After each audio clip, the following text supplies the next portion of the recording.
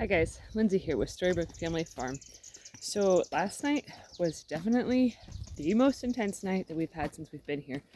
Um, it was much more intense than even when the snake was in our house when we woke up in the morning. Um, so I couldn't sleep last night because I was very worried about the coon getting in and killing more of our birds.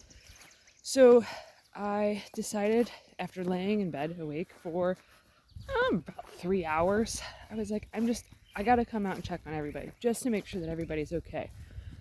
Well, so first stop, I was walking over towards the barn and I heard a noise by the turkey area. So I turned and looked, I had a flashlight and all that fun jazz. I turned and looked and there was we're gonna clean up the porch a little bit right now. We have a roofer coming out to give us an estimate, and since that porch roof is like falling down, he's definitely gonna have to mess around over there. But anyways, so when I was about right where I'm at now, so there's the barn, there's Wilbur's area, and then right up in there is where the turkeys are. I heard this like movement, sound of movement and stuff. And I was like, what the heck is that? So I turned the flashlight towards that way, and there was a massive possum. I was like, oh, crap. It was only like 3 feet from the back of the turkey and geese enclosure. So that's something that we definitely have to address today, is to make it so that way a possum cannot get in. So then I shine the light on that, and it basically scurried off into the woods and stuff. And then I went inside to grab a gun, so then that way I could, because it was still really close, so it was close enough that I could end up shooting it. But when I came back with a gun, it was gone, which I was kind of glad for, because I was like, I don't really want to shoot nothing, in the dark and stuff, especially, at that distance with having to hold a flashlight on it. This is not an ideal situation. But so I then was like, I texted Tracy and stuff and told her like, hey, there was a possum right by the turkeys.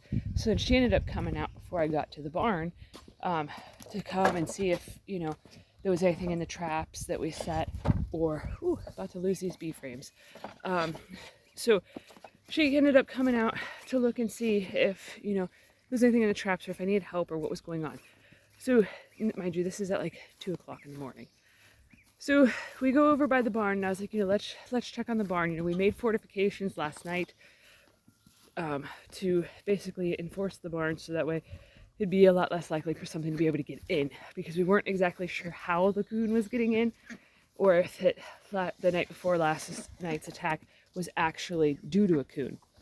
So I was like, we stood by the barn door here for a few minutes, and I was like, I don't really hear anything. I think it should be fine. And then just as I was getting ready to walk away without, opening the door and checking, I heard all of our ducks start making a massive amount of noise. So I was like, what is going on in there? So I came out into the main area here of the barn, and I was like, I don't really see anything. Like, there's, I looked around, I looked up, clear up on this beam right up here. There is a massive amount of chickens that like to sleep up there. I think it's like 9 of them that like to sleep up there. These ladies are some of them. But so I looked up there, and they were all still sleeping, but chickens sleep like the dead. And there was nothing going on. And we had barricaded this door here shut on the chicken coop side of the barn, so that way nothing could come in from this area here. I had also fixed, there was a hole in this little roof over here, so I put a piece of metal roofing on there that I found here.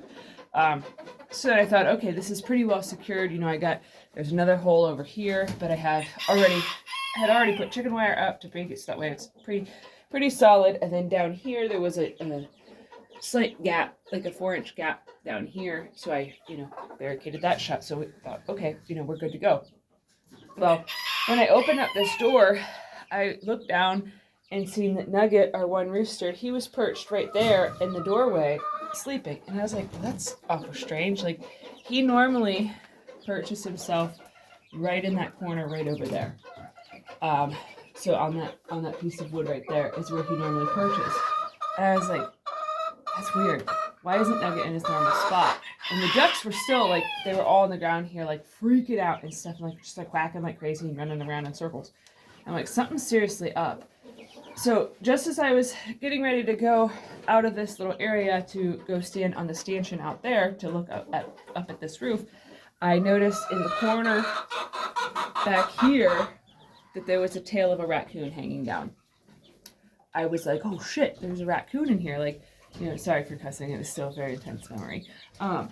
But so I was in a like almost like a panic state because I'm like, oh my god, like this raccoon like is actively getting like trying to get into the coop.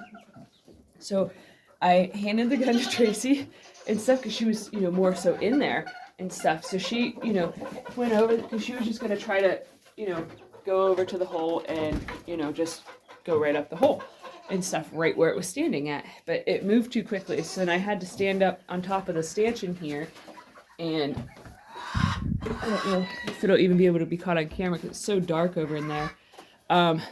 It was out in there, in that back corner there.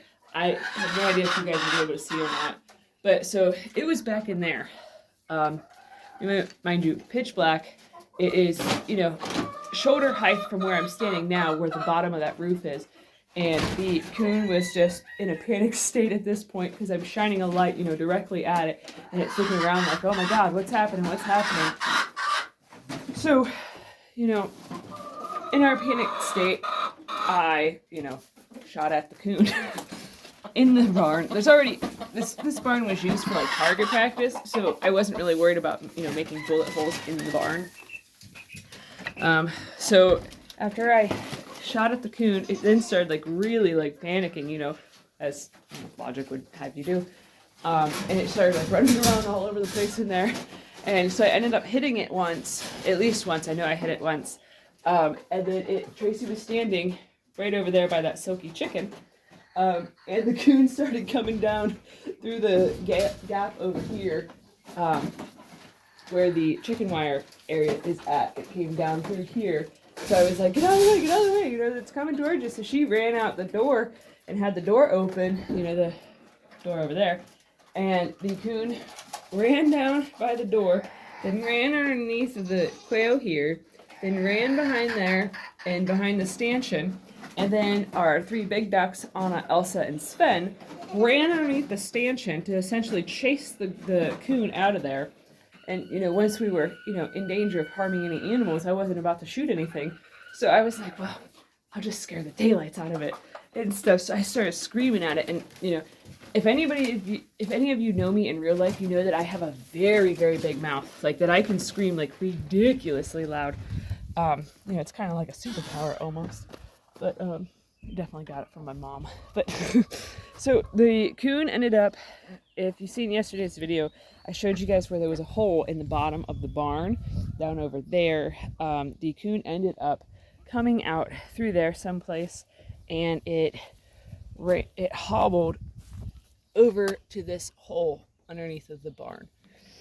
So it then stayed underneath of the barn, and it kept making like howling noises and stuff. So it was definitely wounded. We found blood inside of there where it squeezed through behind the quail cage.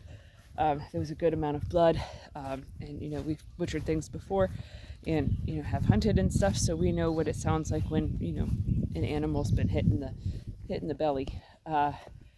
So it took probably an hour before that coon finally got out of there. It just kept like making all sorts of ruckus and all sorts of noise, and I said it was definitely wounded, which is definitely not something I wanted to do. I know a lot of you are probably like, well, you should have just left it suffer and stuff. Well, I ended up having to because we couldn't get access to it. But so it was definitely a very, very traumatizing night.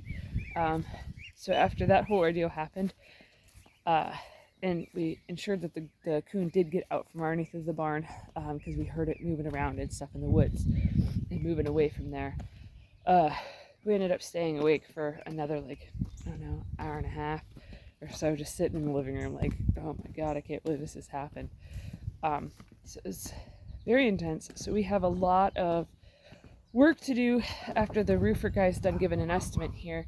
We have a massive amount of work to do on the barn to make it so that way nothing can come in. Our biggest goal is to see, we have smokers for the bees. Our biggest goal is to make it so then that way the chicken coop area is completely solidly locked up, so then nothing can get into the coop area.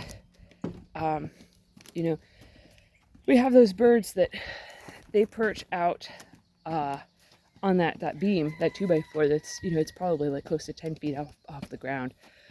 So they perch up there, so they are literally the only ones after today that will be at risk of being attacked at all. And we're just kind of hoping that since they perch so high up off of the ground that they will be safe from a coon. You know, I know that coons climb trees and all that stuff, but like you can't force a chicken to do something it don't want to do, especially like bantam chickens. They're an extra bit of feralness on their own right. And then, you know, most of them that sleep up there are actually sea brights, which are like very impossible to tame chickens. They're beautiful, but you know, they do their own thing. So they will end up essentially being the only ones that will be at any sort of risk of danger.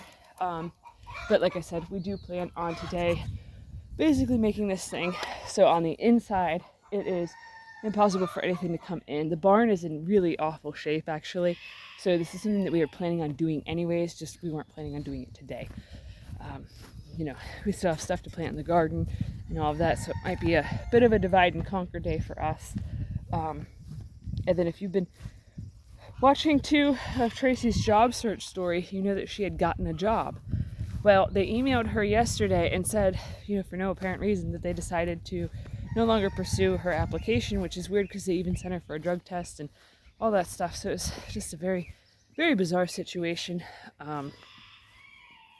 So she's back to working with me. I mean, she didn't stop, but, you know, there was the thought of that, you know, that she'd get a job and, you know, make money off of the farm to help pay for projects, but that's it. But so, yeah, that's it for today. Hope you guys liked it. If you did, give this video a thumbs up, share it on social media, and subscribe to our channel. Thanks for watching. Have a good one, guys.